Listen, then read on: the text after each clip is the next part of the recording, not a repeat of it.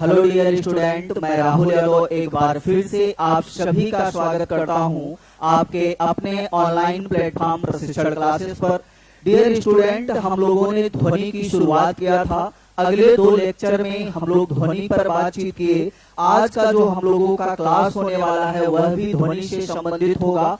अभी तक हम लोगों ने ध्वनि में पढ़ क्या क्या लिया गया है, तो हमने पहले दिन पहले क्लास में हम लोगों ने देखा कि ध्वनि क्या होती है। तो हमने बताया कि ध्वनि एक प्रकार की तरंग होती है। कौन सी तरंग होती है? तो यांत्रिक तथा अनुदैर्ध्य तरंग होती है। फिर हम लोगों ने देखा कि ध्वनि को आवृत्ति के आधार पर, फ्रीक्वेंसी के आधार पर 3 वर्गों में बांटा गया है। अगर पहले की बात किया जाए तो श्रव्य ध्वनि, अश्रव्य ध्वनि और पराश्रव्य ध्वनि के बारे में पढ़ा गया।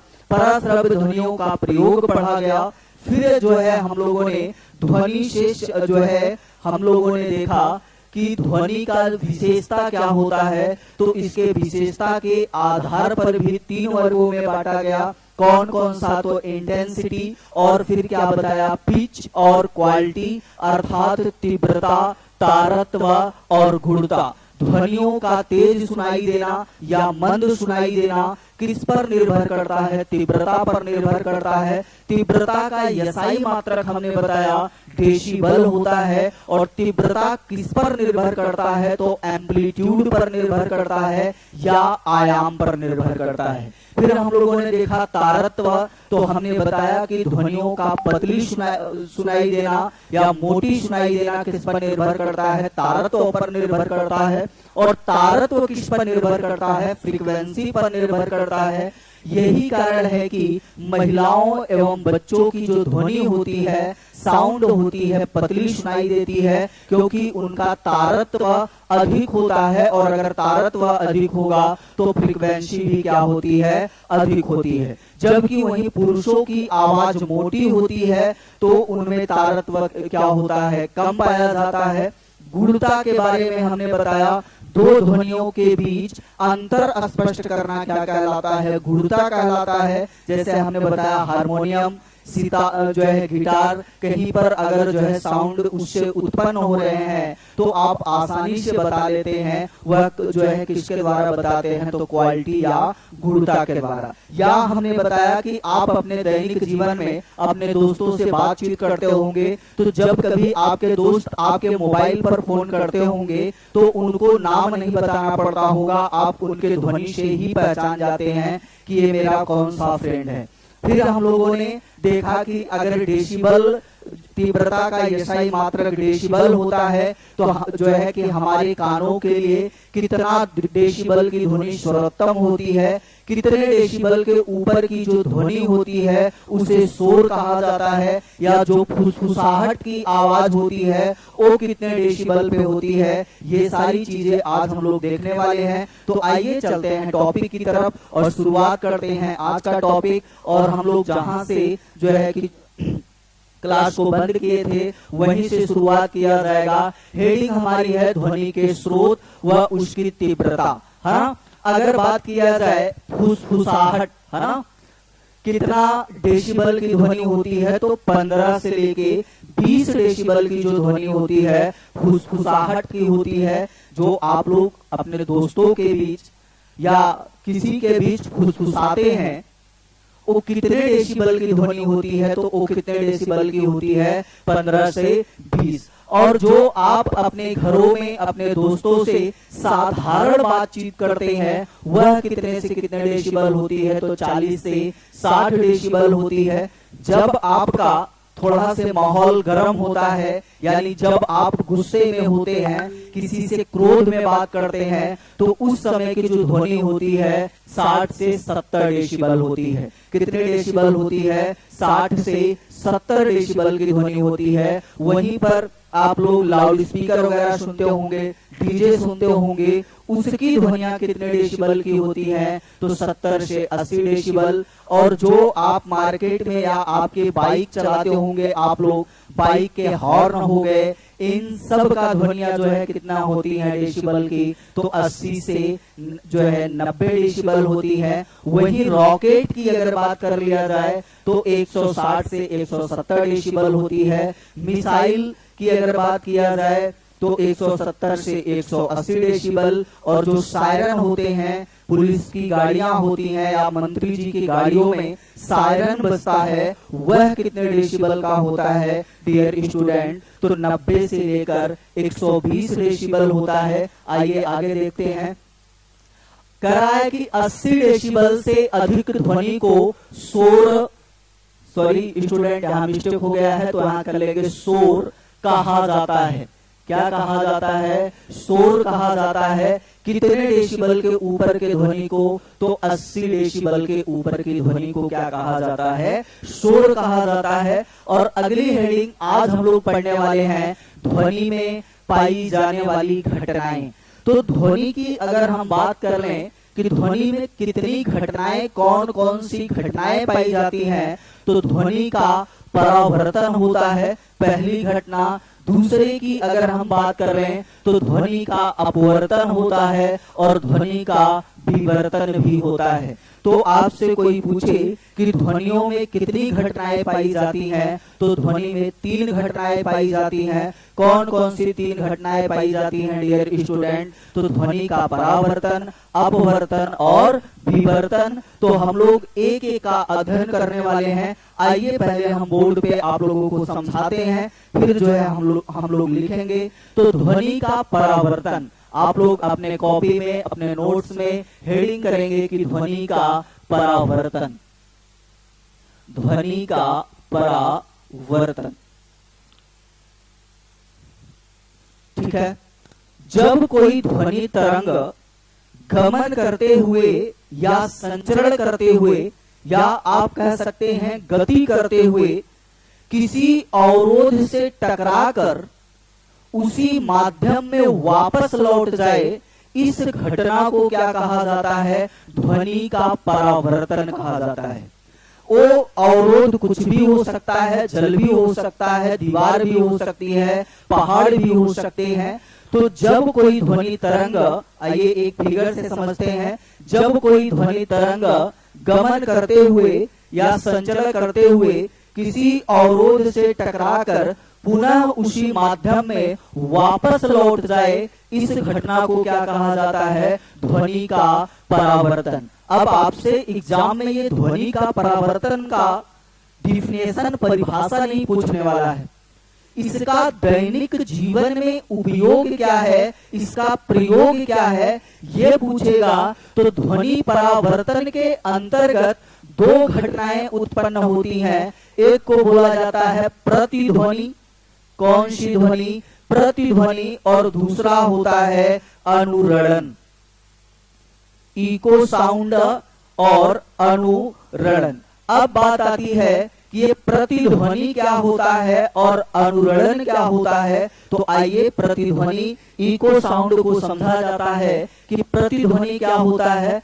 जब कोई ध्वनि तरंग गमन करते हुए किसी अवरोध से टकराकर एक ही ध्वनि आपको 2 बार सुनाई दे, तो उसे प्रतिध्वनि कहते हैं। जैसे आइए एक मैं फिगर बनाता हूं और उसके माध्यम से आप लोगों को समझाता हूं। मान लीजिए ये प्यारे से आप हैं, है ना, मुस्कुराते हुए, बाल बना दें आप लोगों का, और ये आपके बेस्ट फ्रेंड हैं। ठीक, चलिए। अब जब इनसे आप बातचीत कर रहे हैं तो आपकी ध्वनि इनके कानों तक जा रही होगी। ऐसा नहीं है कि जब आप इनसे बोल रहे हैं तो आपकी ध्वनि बस इतने इनके कानों तक ही जाएगी। ध्वनि फ्रीक्वेंसी अधिक होगा, आवृत्ति अधिक होगा तो आगे भी जाएगी। और आगे हो सकता है कि कोई अवरोध हो, और अवरोध कुछ भी हो सकता है। हमने बताया नदी भी हो सकता है, पहाड़ भी हो सकता है, जो है तमाम प्रकार के अवरोध हो सकते हैं। अब इस अवरोध से टकराकर ये ध्वनि इनको दोबारा सुनाई दे, यानी एक बार ध्वनि जब इधर से गई तब सुनाई दी, और ये अवरोध से टकराकर फिर जो है इनको ये ध्वनि सुनाई दी तो कितनी बार सुनाई देगी? 2 बार सुनाई देगी। तो एक ही ध्वनि जब 2 बार सुनाई देती है तो इसी को क्या कहा जाता है? प्रतिध्वनि कहा जाता है। और प्रतिध्वनि को सुनने के लिए, प्रतिध्वनि को, इको साउंड को सुनने के लिए स्रोत और परावर्तक सतह की बीच की दूरी जो होनी चाहिए वह 16.6 या 17 मीटर होनी चाहिए। कितना होना चाहिए? 16.6 या 17 मीटर होना चाहिए आपको प्रतिध्वनि सुनने के लिए। आइए इसी को हम लोग जो है लिखा जाता है, समझा जाता है ध्वनि का परावर्तन। जब कोई ध्वनि तरंग किसी माध्यम में गमन करते हुए, या आप यहाँ पे गति भी कर सकते हैं, गमन का मतलब गति होता है, या आप संचरण भी लिख सकते हैं, गमन करते हुए या संचरण करते हुए किसी अवरोध से टकराकर वापस उसी माध्यम में लौट जाती है तो इस घटना को ध्वनि का परावर्तन कहा जाता है। इस घटना को क्या कहा जाता है? ध्वनि का परावर्तन कहा जाता है। हमने बताया था कि ध्वनि परावर्तन के अंतर्गत 2 प्रमुख घटनाएं उत्पन्न होती हैं। कौन कौन सी? प्रतिध्वनि, इको साउंड। अब प्रतिध्वनि के बारे में भी हम लोगों ने समझ रखा है, तो आइए देखते हैं क्या कह रहा है। ऐसी ध्वनियां जो किसी सतह से टकराकर पुनः परिवर्तित होकर सुनाई दें उसे प्रतिध्वनि कहते हैं। प्रतिध्वनि के अंतर्गत एक ही ध्वनि 2 बार सुनाई देती है। कितनी बार सुनाई देती है? एक ही ध्वनि 2 बार सुनाई देती है। प्रतिध्वनि सुनने के लिए स्रोत और परावर्तक सतह के बीच की दूरी 16.6 या 17 मीटर होनी चाहिए। तो प्रतिध्वनि सुनने के लिए कम से कम कितनी दूरी होनी चाहिए डियर स्टूडेंट? तो 16.6 या 17 मीटर होनी चाहिए स्रोत एवं परावर्तक सतह के बीच की दूरी। आइए इसका दैनिक जीवन में कुछ प्रयोग है। हमने जैसे पहले बताया कि आप लोगों से ये नहीं पूछेगा कि ध्वनि का परावर्तन किसे कहते हैं, इससे उत्पन्न जो घटनाएं हैं। अब ये प्रश्न बना हुआ है कि प्रतिध्वनि सुनने के लिए मिनिमम कितनी दूरी होनी चाहिए? तो 16.6 या 17 मीटर होनी चाहिए। आगे इसका दैनिक जीवन में उपयोग आइए देखते हैं। दैनिक जीवन में इसका उपयोग क्या है? क्या समुद्र प्रतिध्वनि का दैनिक जीवन में उपयोग समुद्र या कुओं की गहराई मापने के लिए किसका प्रयोग किया जाता है? प्रतिध्वनि का। किसका प्रयोग किया जाता है डियर स्टूडेंट? तो प्रतिध्वनि का। दूर स्थित पहाड़ों की दूरी मापने के लिए किसका प्रयोग किया जाता है? प्रतिध्वनि का प्रयोग किया जाता है। जल की सतह पर विस्फोट करके उत्पन्न तरंगों की जांच करने के लिए किसका प्रयोग किया जाता है? तो प्रतिध्वनि का किया जाता है। और लास्ट में कह रहा है कि चंद्रमा पर प्रतिध्वनि सुनाई नहीं देती है। अच्छा, प्रतिध्वनि चंद्रमा पर कैसे सुनाई देगी डियर स्टूडेंट? अगर हम बात करें चंद्रमा पर ध्वनि सुनाई ही नहीं देगी। सिर्फ अगर हम बात करें साउंड की, ध्वनि की, तो हमें ध्वनि ही नहीं सुनाई देगी। और जब ध्वनि ही नहीं उत्पन्न होगी तो प्रतिध्वनि कहां से उत्पन्न होगी? क्योंकि चंद्रमा पर कोई भी मीडियम अर्थात माध्यम नहीं है। कोई माध्यम नहीं है मीन्स इसका कि चंद्रमा पे सिर्फ क्या है? निर्वात है। और ध्वनि जब भी चलती है, जब भी गति करती है, किसमें गति करती है? तो माध्यम में करती है। और हमने बता रखा है हमारी प्रकृति में कितने माध्यम हैं? तो ठोस, द्रव और गैस हैं। और अगर कोई माध्यम नहीं है तो ध्वनि नहीं उत्पन्न होगी। जब ध्वनि नहीं उत्पन्न होगी तो क्या नहीं उत्पन्न होगा? प्रतिध्वनि नहीं उत्पन्न होगा। ठीक है, चलिए चलते हैं आगे डियर स्टूडेंट।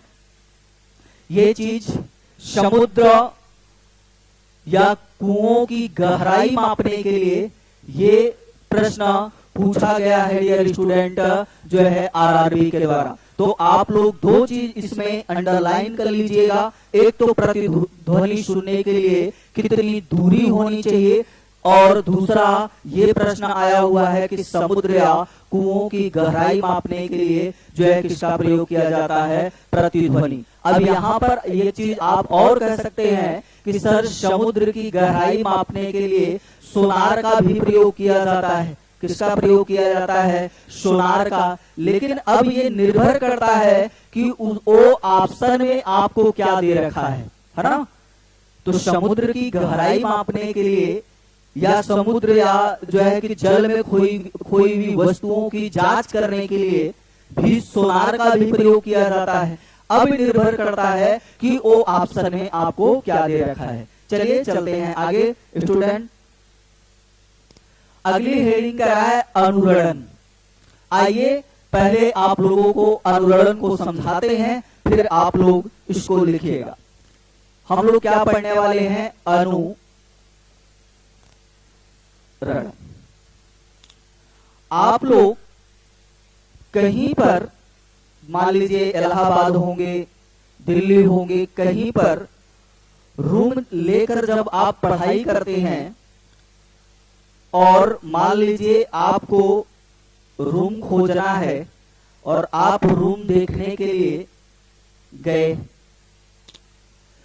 और उस समय जो रूम होता है, कमरा होता है, मान लीजिए वह पूरी तरह से खाली है। आप प्रवेश करते हैं, ये रहे आप, और इधर रूम ओनर, मकान मालिक।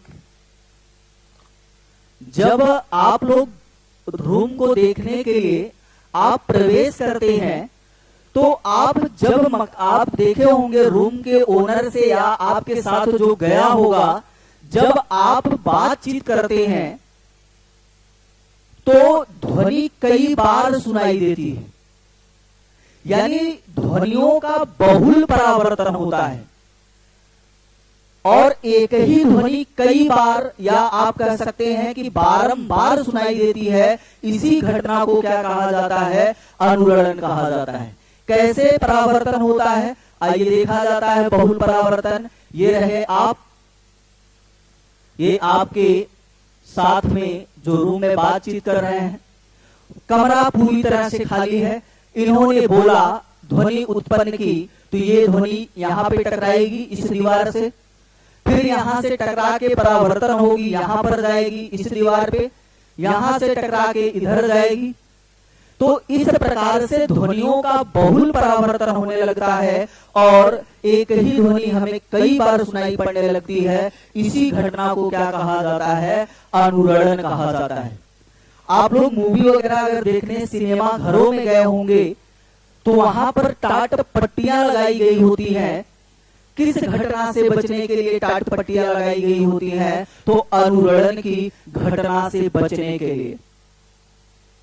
जैसे जो जहां पर ये रिकॉर्डिंग चल रहा है, यहां पर भी टाट पट्टियां या फोम लगाए गए होते हैं रिकॉर्डिंग रूम में भी।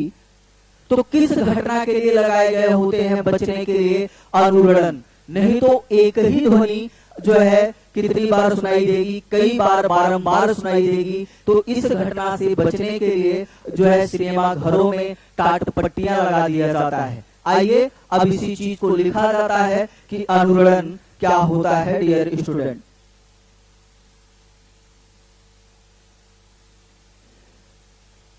अनुरणन कह रहा है कि जब एक ही ध्वनि बार बार या कई बार सुनाई देती है तो इस घटना को अनुरणन कहा जाता है।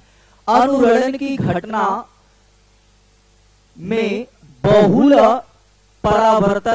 परावर्तन के कारण उत्पन्न होती है। अनुरणन की घटना बहुल परावर्तन के कारण होता है।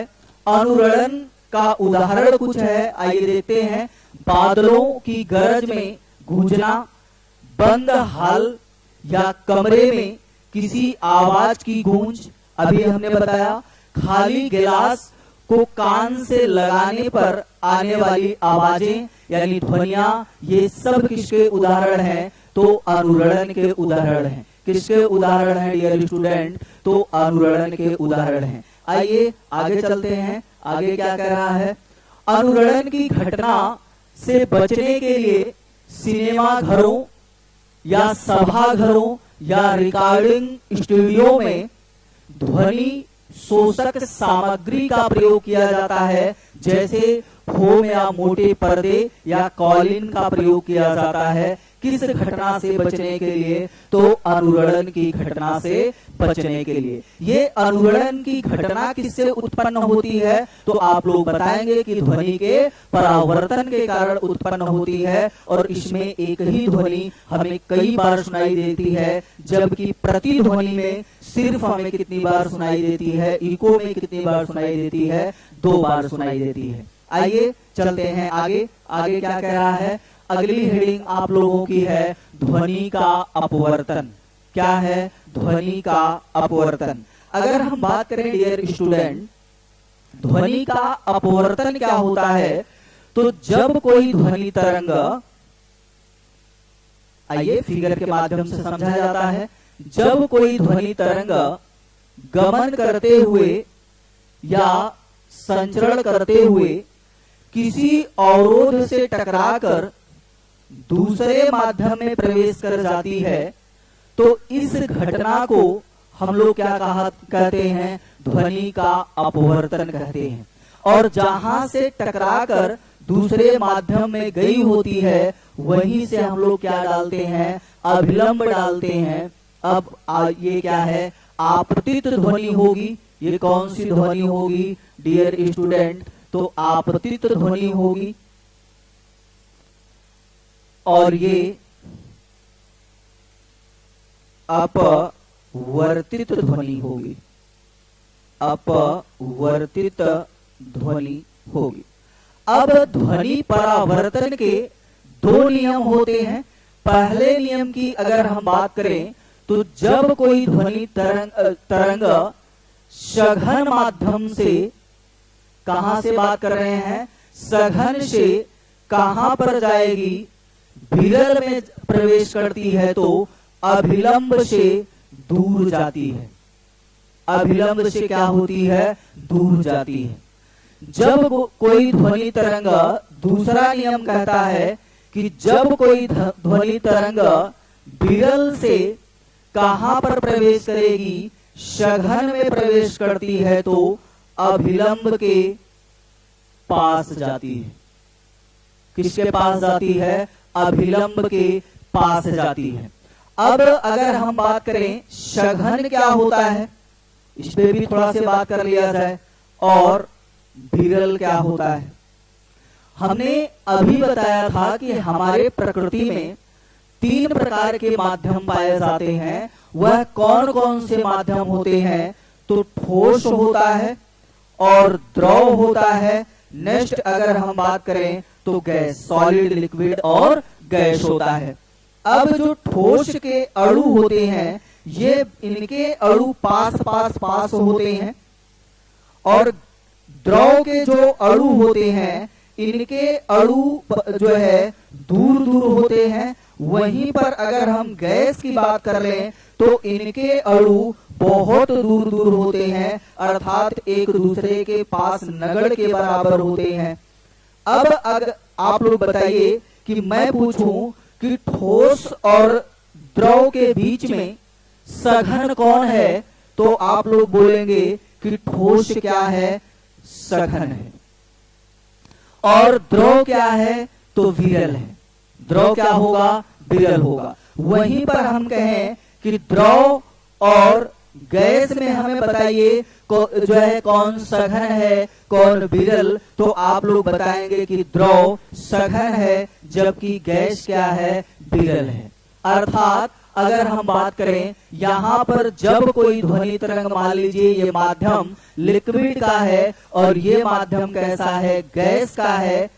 यहाँ पर अगर प्रवेश करेगी, तो अब आप लोग बताइए कौन सी घटना उत्पन्न होगी? इसका स्क्रीनशॉट लेंगे दोनों नियम का, फिर आगे इसको बढ़ते हैं। आइए एक और पेज लेते हैं, उस पर समझा जाए। ये कोई ध्वनि तरंग थी, आई, टकराई और दूसरे माध्यम में प्रवेश कर गई। हमने दो नियम बताया डियर स्टूडेंट, और फिगर भी बना रहे हैं, और आप लोग हमको बताएंगे कि किस नियम पर लागू हो रहा है। दूसरा फिगर चलिए छोटा सा बना देते हैं। ये रहा, चलिए ये हमारा ध्वनि अपवर्तन का फिगर है, अपवर्तन, और यहां पर ला का फिगर है जो नियम अभी आप लोगों ने पढ़ा।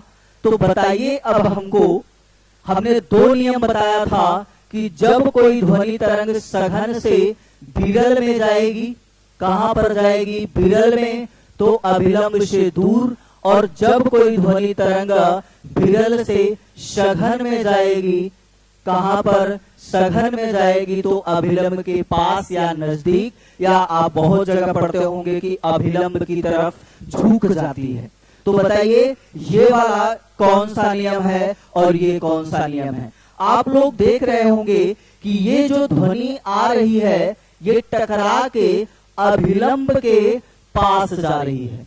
किधर जा रही है? अभिलंब के पास। तो इसका मतलब है कि ये कहां से कहां पर चल रही है? विरल से कहां पर? विरल से सघन में जा रही है। और ये वाला आप चित्र देखेंगे तो यहां पर टकराई, और ये आपका अभिलंब है, तो अभिलंब से आप लोग देख रहे होंगे दूर जा रही है। तो इसका मतलब है कि ये सघन से कहां पर जो है कि जा रही है? विरल में जा रही है। तो ध्वनि अपवर्तन के कितने नियम? दो नियम होते हैं। आई होप आप लोग का जो है कॉन्सेप्ट क्लियर हुआ होगा। अब इसका दैनिक जीवन में उपयोग या अनुप्रयोग क्या होता है? तो इसका सबसे बढ़िया उपयोग दैनिक जीवन में यह है कि रात्रि के समय ध्वनि अधिक दूर तक जाती है, जबकि दिन के समय ध्वनि कम दूर तक जाती है। अब आप लोग कहेंगे कि रात्रि में पूरा मार्केट या माहौल शांत रहता है, इसलिए ध्वनि अधिक दूर तक जाता है। दिन के समय शोरगुल होता है, इसलिए ध्वनि जो है अधिक दूर तक नहीं जा पाती है। तो ऐसा नहीं है। ऐसा क्यों होता है? क्योंकि ध्वनि के अपवर्तन के कारण। आइए इसको समझते हैं जो है। अब मैं दो फिगर बना रहा हूं और आप लोगों को समझाने का कोशिश कर रहा हूं। ये मान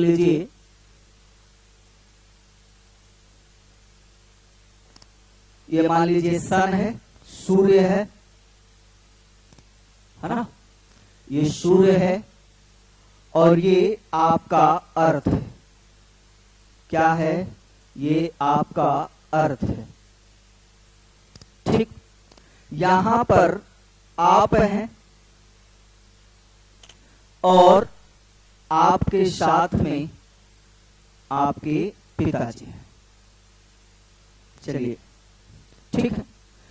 जब सूर्य से प्रकाश हमारे पृथ्वी पर आता है, तो जब सूर्य से प्रकाश हमारे पृथ्वी पर आता है तो जो जल है, जलवाष्प, ये क्या होते हैं?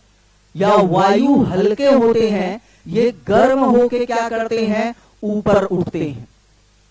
जलवाष्प या वायु गर्म होके क्या होते हैं? ऊपर उठेंगे। और जब ये ऊपर जाएंगे, जलवाष्प ऊपर जाएंगे, तो अपने साथ तमाम प्रकार के धूल के कण, ठोस के कण, वायु के कण लेकर जाएगा। और जब ये ऊपर जाएगा, तमाम प्रकार के धूल के कण, धूल कण, ठोस कण और वायु कण भी रहे, ये सारे जब ऊपर जाएंगे तो यहां का जो माध्यम होगा, यानी अर्थ के ऊपर का, वो कैसा हो जाएगा? सघन हो जाएगा। और ये जो आपका अर्थ है, इसका माध्यम कैसा हो जाएगा? विरल हो जाएगा। कैसा हो जाएगा? विरल हो जाएगा। अब आप मान लीजिए कि पिताजी खेतों में काम कर रहे हैं, कृषि कार्य कर रहे हैं, और आपसे उन्हें प्यास लगी और आपसे वो जल मांग रहे हो, लेकिन आपको ध्वनि सुनाई ना दी, और पिताजी पूरा क्रोधित होकर आए कि मैं कब से पानी मांग रहा हूं, जल मांग रहा हूं, और तुम मुझे लाके दे नहीं रहे हो। तो अगर गलती से आप उस समय ये उनको समझाने लगेंगे कि हमें आपकी ध्वनि इसलिए नहीं सुनाई दी क्योंकि ध्वनि का अपवर्तन की घटना हो रही है, तो सारी घटनाएं वो आप पर जो है लागू कर देंगे। अब यहां पे आप अभिलंब खींचिए। मान लीजिए ये अभिलंब है, ध्वनि यहां से जो है उत्पादित होगी, और जब ध्वनि उत्पादित होगी तो विरल से कहां पर जाएगी? सघन में, अभिलंब के पास। अभिलंब के पास ही रहेगी, यानी पिताजी के बातों को हवा में ले लिया जाएगा, हमारी उनकी ध्वनि हमारे कानों तक सुनाई नहीं देगी। और जो है अब मान लीजिए ये रहे चंदा मामा, है ना, ये रहा आपका अर्थ। यही कंडीशन रात्रि के समय में, रात्रि के समय, रात में पृथ्वी ठंडी होती है, और ये जो जलवाष्प हीट होके गर्म होकर के ऊपर गए हुए थे, ये क्या कहां पर आ जाते हैं? हमारे अर्थ पर आ जाते हैं, क्योंकि शीतलता प्रदान होता है रात्रि के समय। अब यहां का माध्यम कैसा हो जाएगा? सघन, और यहां का माध्यम कैसा रहेगा? विरल रहेगा। कैसा रहेगा? विरल। जब ध्वनि उत्पादित की जाएगी तो ये मान लीजिए अभिलंब है, तो सघन से विरल में जाने पर ध्वनि अभिलंब से क्या होती है? दूर जाती है। अभिलंब से दूर जाएगी। तो अब ध्यान रखिएगा, रात्रि के समय ध्वनि क्या होती है? दूर तक सुनाई देती है, जबकि दिन के समय ध्वनि क्या होती है? कम दूर तक सुनाई देती है। ये किसके कारण होता है? तो ध्वनि के अपवर्तन के कारण होता है। और कितने नियम बताया? 2 नियम बताया, और इसका दैनिक जीवन में उपयोग भी हम लोगों ने देखा। आज के लिए डियर स्टूडेंट बस इतना ही। इस ध्वनि अपवर्तन को हम लोग कल जो है नोट डाउन किया जाएगा, फिर इसके आगे का जो हमारा टॉपिक होगा उसका अध्ययन किया जाएगा। आप सभी स्टूडेंट्स को मेरे तरफ से थैंक यू, धन्यवाद।